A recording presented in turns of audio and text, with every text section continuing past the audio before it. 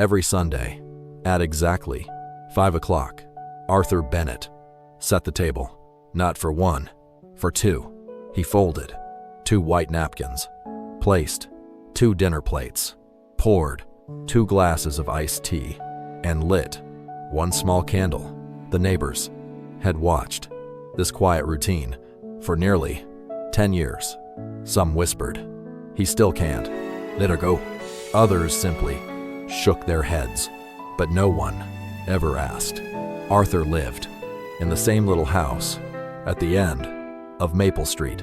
It wasn't a large home, but every room still carried the warmth of another life. Photographs covered the walls. Summer vacations, Christmas mornings, family birthdays. In every picture, one woman stood beside him, smiling. Her name was Eleanor. She had been his wife for 52 years. After she passed away, Arthur changed very little. He still watered hair roses, still listened to the old jazz records she loved, still baked her favorite apple pie. Every October and every Sunday, he left one chair empty, not because he believed she would return, but because some habits are another way of saying, "I still love you." Across the street, a moving truck pulled into an old blue house. A young widow named Claire stepped out, holding her son's hand. The boy looked no older than 12. His name was Ethan. Everything about him suggested he had learned to be quiet much too soon. He watched as furniture was carried inside, but he never smiled. Late that afternoon, Ethan wandered down the sidewalk, curious about his new neighborhood. As he passed Arthur's house, a delicious smell drifted through the open kitchen window. Roast chicken, fresh bread, apple pie. Ethan slowed his footsteps through the dining room window. He noticed an old man sitting alone, but something didn't make sense. The table was set for 2 people. One chair was occupied, the other remained empty. Yet the old man occasionally smiled toward it, as though someone invisible still shared the meal. Ethan stood very quietly. He didn't mean to stare. He simply couldn't understand. Just then, Arthur looked up. Their eyes met. For a moment, neither spoke. Then Arthur raised his hand and gave a gentle wave. Ethan smiled. For the first time since moving to Maple Street, he waved back. Inside the house, Arthur looked at the empty chair, then softly whispered, "So, maybe today someone noticed." Outside, the evening sun settled gently across the neighborhood. Neither Arthur nor Ethan could have imagined that a simple wave would become the beginning of a friendship. Neither of them knew they needed. The following Sunday, the smell of roasted chicken filled Maple Street. Once again, Arthur followed the same routine. 2 plates, 2 forks, 2 glasses, 1 candle, 1 empty chair. He never hurried. Every movement was slow, intentional, almost like a quiet prayer. Across the street, Claire unpacked the last few boxes. Ethan stood by the front window. His eyes drifted toward Arthur's house. He thought about the old man, about the empty chair, about the gentle smile they had shared. 1 week earlier, Claire noticed. "You've been looking over there a lot." Ethan shrugged. The old man eats dinner with someone who isn't there. Claire looked across the street, then smiled softly. Sometimes people keep their memories very close. Ethan nodded, but he still didn't understand. That afternoon, he found himself walking toward Arthur's house, not because he had planned to, because curiosity quietly led him there. Arthur was trimming The rose bushes, the same roses Eleanor had planted many years before. He looked up and smiled. "Hello again." Ethan smiled back. "Hi." Arthur rested the garden shears. "You must be the young man who just moved in." "My name's Ethan." "I'm Arthur." For a moment, neither spoke. Then Ethan asked the question every neighbor had wondered for years. "Why do you always set the table for two?" Arthur didn't answer right away. Instead, he looked toward the dining room window. The empty chair could still be seen. Finally, he smiled. "Because for 52 years, your grandmother Eleanor and I never missed Sunday dinner." Ethan looked confused. "But she's gone." Arthur nodded gently. "She is. So, why keep the chair?" Arthur bent down and picked a single white rose. When someone has shared half your life, you don't stop loving them because one day they're gone. You simply learn to love them in a different way. Ethan looked at the flower, then at the empty chair. "My dad used to sit at our table too." Arthur looked up. "You miss him?" The boy nodded. "My parents got divorced. He lives 3 states away. We don't see each other very much." Arthur could hear the loneliness hidden inside those few words. He knew that kind of silence. It sounded different from sadness. It sounded like someone who missed having a place to belong. Arthur smiled warmly. "You know, the funny thing about empty chairs?" Ethan shook his head. "They don't always stay empty." The boy looked puzzled. Arthur simply smiled and changed the subject. "So, do you like apple pie?" Ethan's face brightened. "My grandma used to make it." Arthur laughed softly. "Then I think we already have something in common." As Ethan walked home, he glanced back one more time. The empty chair was still there, but somehow it didn't seem quite as lonely as it had an hour before. Inside the house, Arthur quietly looked at Eleanor's photograph, then at the chair across the table. He whispered, "So far, I think you'd like him." Outside, the evening breeze moved gently through Eleanor's roses, almost as if someone had smiled from just beyond the garden. The next Sunday arrived quietly. Morning sunlight filtered gently through Arthur's kitchen window. Everything looked exactly as it always had. The old clock ticked steadily. The smell of fresh bread filled the house. Eleanor's favorite jazz record played softly in the background. Arthur smiled. "This was always your favorite Sunday." He spoke as though she were still somewhere nearby. Not because he imagined she would answer, but because love never truly forgets how to speak. Outside, Ethan rode his bicycle slowly past Arthur's house. He wasn't planning to stop, yet somehow his eyes drifted toward the dining room window. There it was, the same table, the same candle, the same empty chair. He sighed quietly, then turned his bicycle around. A few minutes later, Arthur heard a gentle knock at the front door. He opened it. Standing there was Ethan, holding a small pie, wrapped carefully in a kitchen towel. "My mom made this," she said. "Nobody should eat Sunday dinner without dessert." Arthur looked at the pie, then at the shy boy standing in front of him. For a moment, he couldn't speak. Finally, he smiled. "Please, tell your mother." "Thank you." Ethan nodded, then hesitated. Before turning away, he quietly asked, "Can I ask you something?"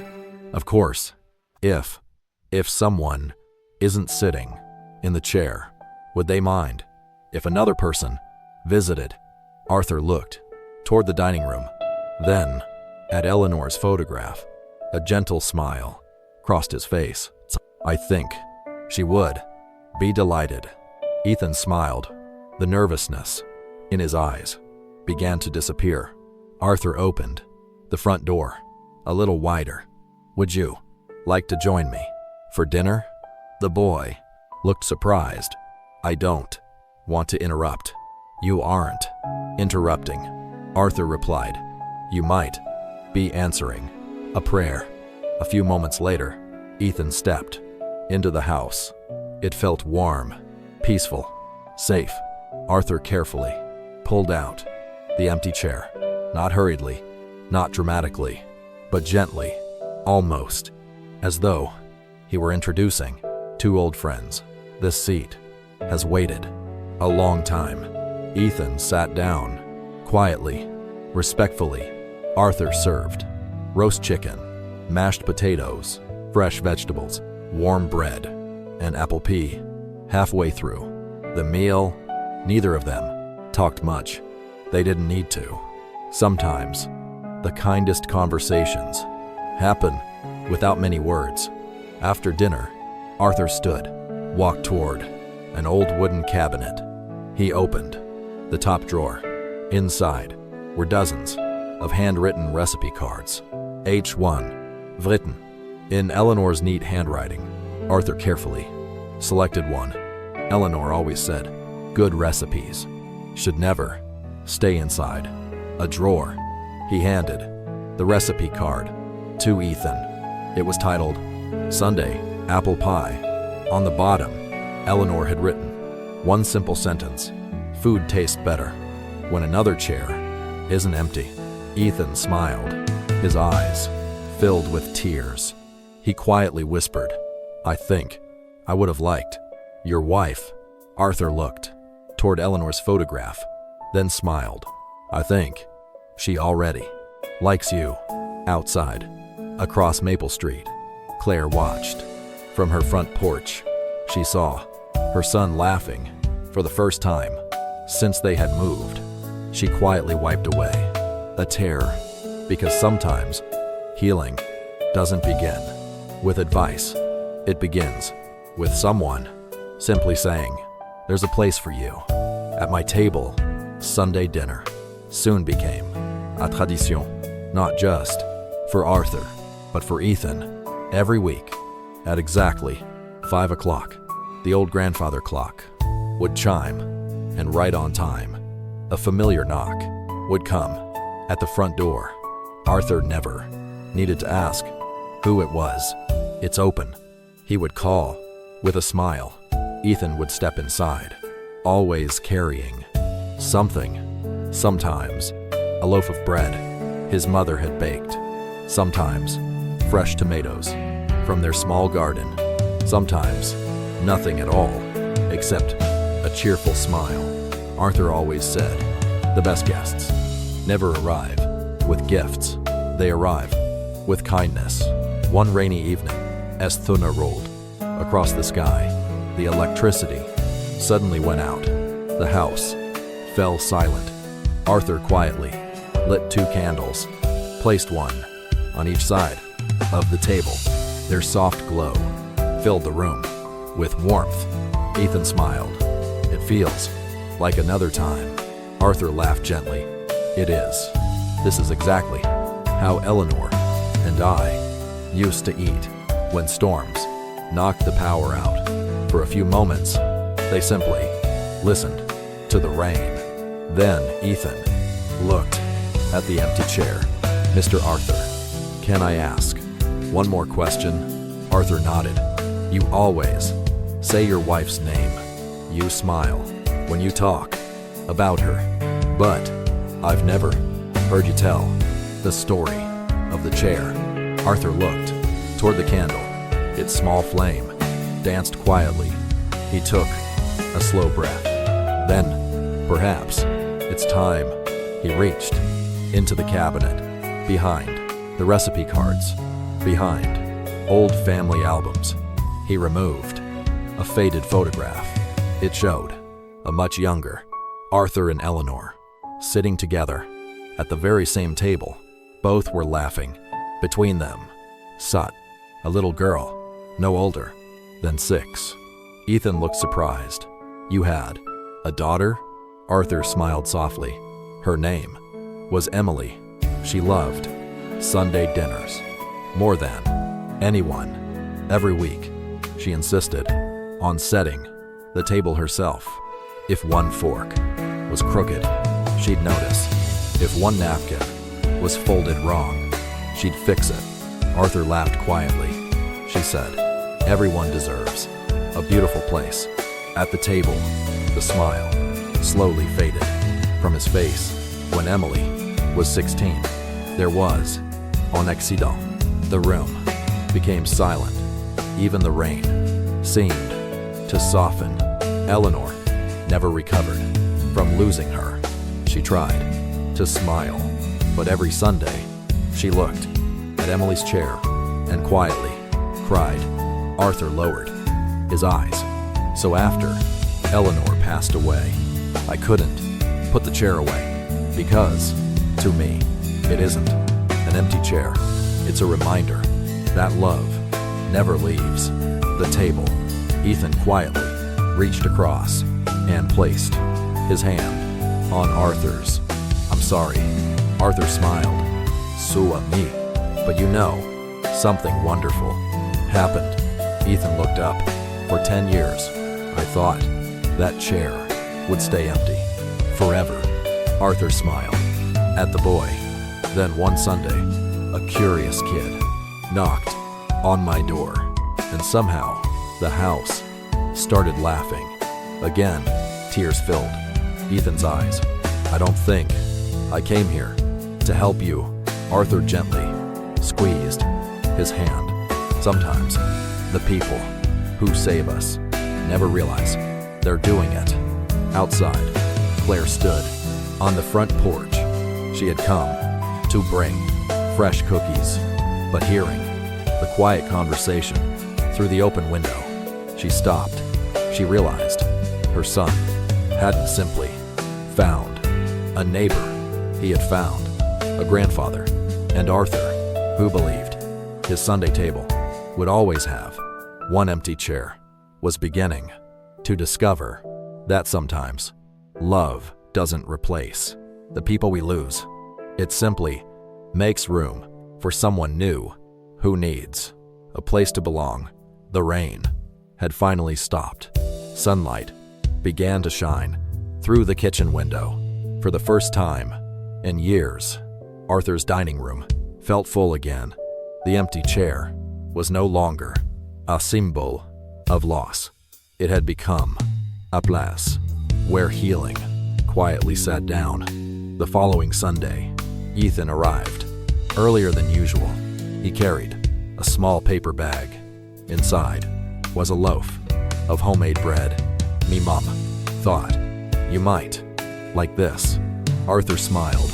"I already do." Together, they prepared dinner. Arthur peeled potatoes. Ethan washed vegetables. The old kitchen filled with laughter. At one point, Arthur reached for Eleanor's recipe book. Its faded cover showed years of use, grease stains, folded pages, tiny handwritten notes in the margins. "This book has been in our family for over 40 years, Arthur said. Ethan carefully turned the pages. Each recipe contained a memory: Emily's favorite cookies, Sunday pot roast, Grandma's chicken soup. Every title felt like a family photograph. As Ethan reached the final pages, something slipped gently onto the floor. A folded envelope, yellowed with age. Arthur frowned. "I've never seen that before." The envelope had no stamp, no address. Across the front, Eleanor had written only 4 words: "For our next guest." Arthur froze. My goodness, I don't remember her writing this. With trembling hands, he opened the envelope. Inside was a single sheet, folded neatly. Arthur began to read aloud. My dear Arthur, if you're reading this, then someone is sitting in the empty chair. If that day has finally come, please don't feel guilty. That chair was never meant to belong to grief forever. One day, someone would need a warm meal, a safe place, or simply someone to listen. When that person arrive, please welcome them the way you welcomed me so many years ago. Love should never stop with the people who leave us. Real love keeps making room for new people. If the person reading beside you is a child, please tell them one thing. For me, families are sometimes born, sometimes adopted, sometimes found, but they are always built. One act of love at a time. Forever yours, Eleanor. Arthur couldn't finish the final line. His voice broke. Tears rolled slowly down his face. For several moments, the room was silent. Ethan quietly reached over. He gently folded the letter, then placed it back inside the recipe book. I think she knew I'd come. Arthur smiled through tears. I think she did too. Just then, Claire walked into the kitchen. She had brought fresh lemonade. Arthur handed the letter to her. She read it slowly, then looked at Ethan. You know, she whispered, I haven't seen my son this happy since his father moved away. Arthur placed a gentle hand on Ethan's shoulder. I think we've both been given a second chance. As dinner ended, Arthur carefully placed Eleanor's letter inside a small wooden frame. He set it beside her photograph. Below it, he placed a tiny brass plaque. Every table has room for one more heart. That evening, as the sun set beyond Maple Street, Arthur noticed something he hadn't felt in a very long time. The house no longer echoed with silence. It echoed with life, and somehow he knew Eleanor would have smiled at the sound. Spring arrived quietly on Maple Street. The roses outside Arthur's house bloomed once again, just as Eleanor had always hoped they would. Sunday dinners had become the happiest part of every week, not only for Arthur, but for Ethan, and sometimes for Claire too. The empty chair was no longer a reminder of what had been lost. It had become a reminder that love can always make room for someone new. One afternoon, Ethan hurried across the street. He held a white envelope. His face glowed with excitement. Mr. Arthur. Arthur stepped onto the porch. What happened? Ethan smiled. I graduated from middle school. Arthur laughed. I knew you would. Ethan handed him the envelope. It's an invitation. Arthur opened it. Inside was an invitation to Ethan's graduation ceremony. Across the bottom, one sentence caught his attention. Reserved guest. Arthur looked up. You want me to come? Ethan nodded. There was only one seat. I wanted to make sure wouldn't be empty. Arthur felt his eyes begin to water. For years, he had stared at an empty chair. Now, someone was saving a chair for him. Graduation day arrived. The school auditorium buzzed with excitement. Families filled the seats. Parents held cameras. Grandparents carried flowers. Children laughed nervously. Arthur walked slowly through the entrance. He wore his best gray suit, the one Eleanor always said made him look younger. An usher smiled. Mr. Bennett. Arthur nodded. Your seat is right here, front row, beside Claire. The chair had a small card attached to it, reserved for family. Arthur froze. He quietly looked at Claire. I don't think they made a mistake. Claire smiled. No, they didn't. I asked the school to print that. Arthur whispered. But I'm not family. Claire gently shook her head. You may not share our name, but you've shared our lives. You've listened when Ethan needed someone. You taught him how to cook. You helped him believe in himself. If that isn't family, I don't know what is. Arthur quietly sat down. For a moment, he couldn't hear the applause or the music. He simply looked at the small card reserved for family. Years earlier, he believed family was something you could only lose. Now, he realized sometimes family finds you again. When Ethan's name was announced, he walked across the stage, accepted his certificate. Then, instead of looking toward the audience, as most students did, he looked directly at Arthur. He smiled, the same smile Arthur had seen the first day they waved across the street. After the ceremony, Ethan ran toward him without saying a word. He hugged Arthur. A long, quiet hug. Arthur closed his eyes for just a moment.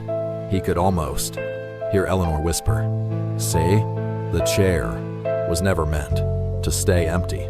That evening, back at the house, Arthur prepared Sunday dinner.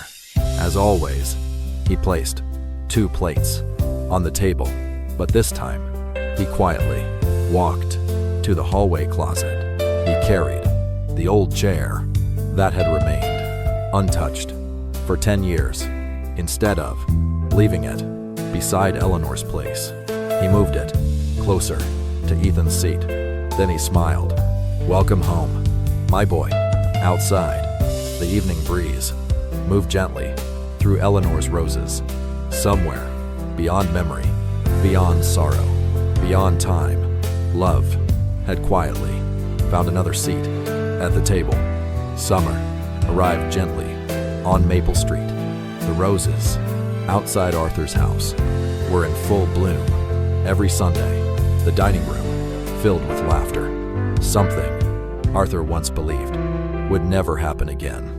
One warm afternoon, Claire received a phone call. She looked at the screen, then at Ethan. "It's your dad." The boy stopped smiling. He hadn't seen his father in almost 2 years. Phone calls had become rare. Birthdays were often missed. Promises had quietly faded away. Claire answered. She listened for several minutes, then softly said, "I understand." After hanging up, she walked to Ethan. He wants to visit. The room became silent.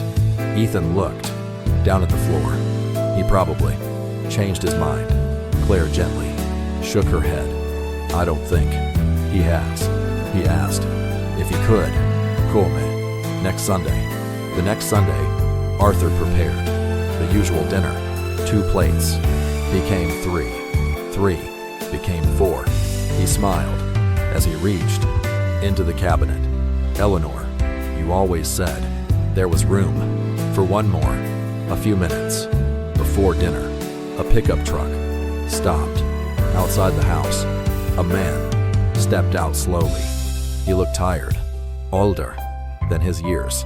He hesitated at the front gate, almost as if he wasn't sure he belonged there. Ethan opened the front door. Neither father nor son moved.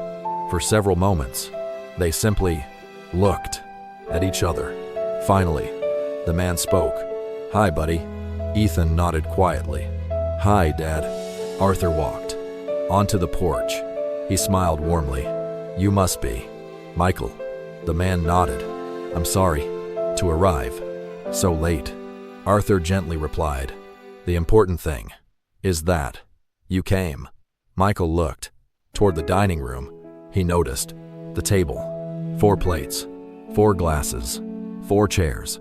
Then his eyes stopped on one chair. It was the same chair that had remained empty for 10 years. Arthur had moved it beside Ethan. Michael whispered, "Is that my seat?" Arthur smiled. "It is, if you'd like it to be." Tears filled Michael's eyes. He quietly admitted, "I missed so much. I kept thinking it was too late to come back." Arthur placed a gentle hand on his shoulder. "Eleanor used to tell me the door should stay unlocked as long as Hope is still walking home." Michael looked at Ethan. "I'm sorry for every game I missed, for every birthday I wasn't there. I can't change yesterday, but if you'll let me, I'd like to be here tomorrow." The room fell silent. Ethan looked at Arthur, not because he needed permission, but because he needed courage.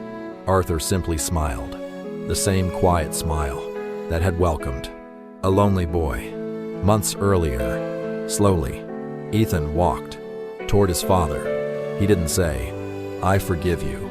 He didn't need to. Instead, he gently pulled out the empty chair and quietly said, "Dad, dinner's getting cold." Michael sat down. His hands trembled, not because of Aya, but because he realized someone had saved a place for him as they shared their first meal together in years. Arthur looked toward Eleanor's photograph. A soft smile appeared on his face. Some chairs wait for memories. Others wait for miracles. And sometimes the greatest miracle isn't that someone finds their way home. It's that someone else never stopped, leaving a place for them. Summer slowly turned into autumn. The maple trees along the street began changing from green to shades of gold. Sunday dinners had become a tradition for more than a year.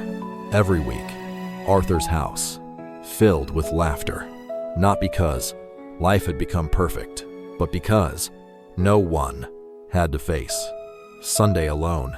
The table that once held 2 plates now welcomed 4, sometimes 5, sometimes 6. Neighbors would stop by.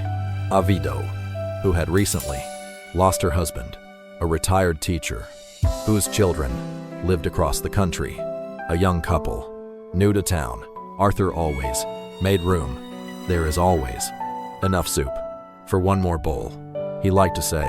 One Sunday afternoon, just as everyone finished dessert, someone knocked on the front door. Claire stood to answer it. Outside stood an elderly woman. She held a small casserole dish, wrapped carefully in a faded towel. "I'm sorry to interrupt," she said quietly. "My name is Helen. I've lived 3 streets away for almost 20 years. I always smelled your Sunday dinners." She smiled a little sadly. "My husband passed away last winter. I've been eating alone ever since. I made too much chicken casserole. I wondered if anyone here might like some." Arthur smiled, the same gentle smile he had offered to Ethan on the very first day. "I think you came to exactly the right house." He stepped aside. "Please, come in." Helen looked toward the dining room. She counted the chairs, then quietly asked, "Am I too late?" Arthur shook his head gently. "No, you're right. On time." Without saying another word, Ethan stood up. He walked to the corner of the dining room. He carried one more chair to the table. He placed it beside Arthur, then smiled. "I think we've been saving this for you." Helen covered her mouth. Tears filled her eyes. I haven't sat at a family table in months.